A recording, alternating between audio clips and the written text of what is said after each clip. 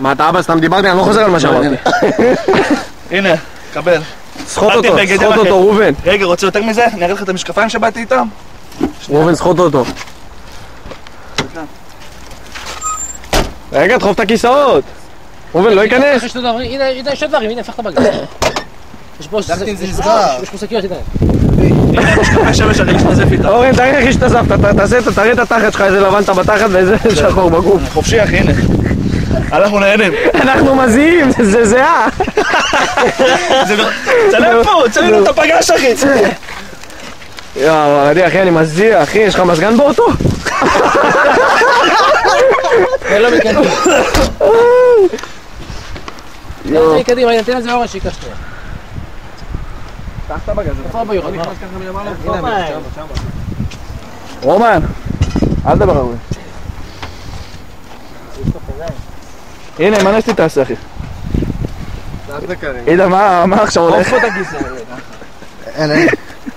עידן, אתה נראה כמו איזה אחרי מבצע. זה פה. אבל העיקר שאתה נהנה, עידן. זה מה שאתה חושב. גם באמריקה גם. וואלה, ראובן, אנחנו פרש, ראובן. באמריקה ככה לא היו עושים.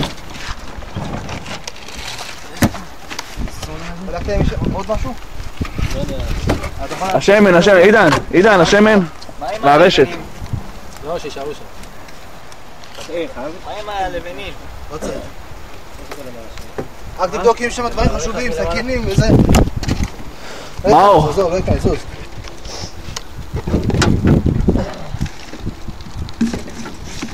איפה הכיסא הירוק שלו? עידן, אמא שלי אמרה גם בתל אביב יורד גשם. בסדר, אנחנו נעשה בחוץ. ראובן, אתה רוצה לעשות מתחת לבניין שלו? אין לו רוצה, אנחנו עושים. מה לעשות? אתה לא תפתח מאנשים? מה יש לפתח? אכפת לך. זהו, רק שאחותו לא תבוא פתאום עם חברות, תצחקו עלינו. מדברים עלינו. כנסו. ראובן, עידן עוד לא שם מזיע. איפה המים? טפל בו.